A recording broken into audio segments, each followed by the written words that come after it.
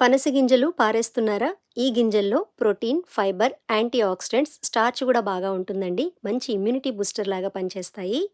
ఇది తేనె పనస.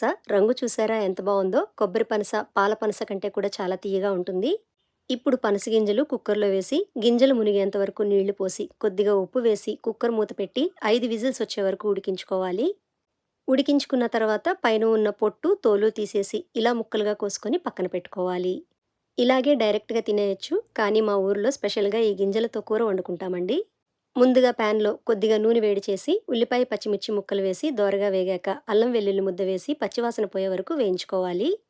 ఇప్పుడు ఉడికించిన పనస గింజలు వేసుకోవాలి. నేను కొన్ని పచ్చి జీడిపప్పులు వేస్తున్నానండి. పచ్చి జీడిపప్పు దొరకని వాళ్ళు ఎండు జీడిపప్పుని వేడి నీటిలో గంట సేపు నానపెట్టుకొని కూడా వేసుకోవచ్చు. కొద్దిగా పసుపు వేసి గరిటెతో కలిపేసి 2 నిమిషాలు వేయించుకోవాలి.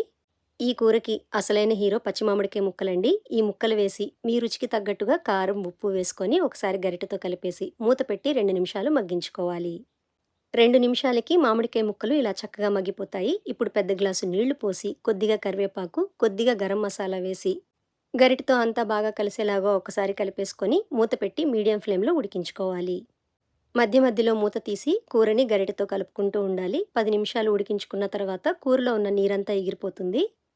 ఇప్పుడు కొద్దిగా కొత్తిమీర వేసుకొని ఒకసారి కలిపేసి స్టవ్ మీద నుండి దించేసి వేడి వేడి అన్నంలో కలుపుకున్న చపాతీలో నంచుకుని తిన్నా చాలా బావుంటుందండి.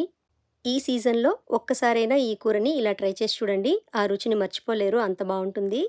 మా ఊర్లో అయితే పనస గింజలు, పచ్చి జీడిపప్పులు, మామిడికాయ ముక్కల్ని నాన్ వెజ్‌లో కలిపి కూడా వండుకుంటారండి.